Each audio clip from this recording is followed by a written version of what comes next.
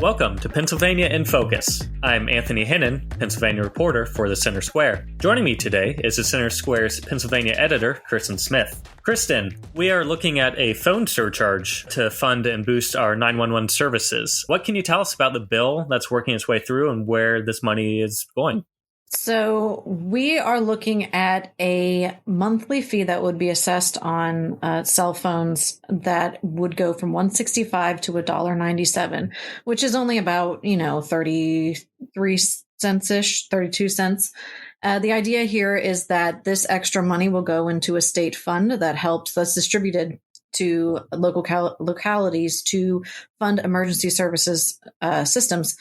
And we've reported a lot on this at the Center Square about the crisis that EMS is facing and how that quite literally correlates to more deaths because with, lacking equipment, lacking staff, and an inability to respond quickly and appropriately, people are suffering the consequences. And so the EMS system has turned to the state for many years and pressed them for more help. And finally, it looks like Governor Shapiro, as well as lawmakers, are ready to open their pockets essentially and make this happen. This particular bill would not only raise the fee to $1.97, but would also tie it to inflation every year after. You can imagine how that could scare people who are more fiscally conscious about, rising costs and potential economic uncertainty that lies ahead of us. There is a big concern that as inflation continues to stay high, like as it's predicted to for the next couple of years, that this fee will go up and up and up. And so what seems like a nominal fee right now could, get to a point where it's basically an infinity tax on residents. Now, it is important to note that it sunsets in 2029, so it's not that this will be in perpetuity, but it is for the next 5 years. So it's something that it comes, even though it's controversial with this inflationary tie, it's still got broad bipartisan support. Like I said, everybody knows that this is a problem. They want to find a way to fix it. And of all the things to ask taxpayers to pay for, it seems like emergency services was one of those things that you can't really argue with.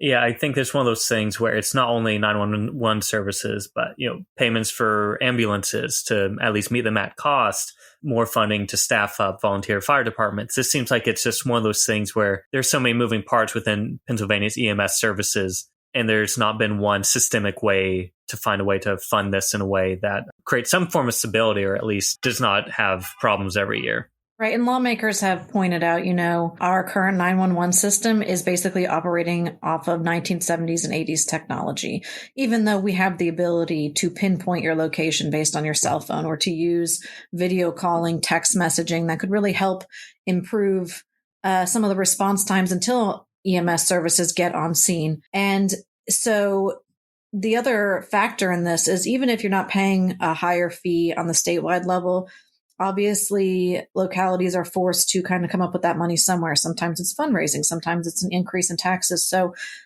we're paying for this one way or the other. I guess the debate is, should the state be kicking more in? And it looks like they are prepared to do so at this point, though. I, hesitate to say that it'll stay in this exact form all the way through the Senate. I certainly believe we will see some sort of funding piece for EMS, but that inflationary piece is really going to cause a lot of debate when it gets to the upper chamber where Republicans have more control. And of course, they are a party that is concerned about tying things to inflation in the future.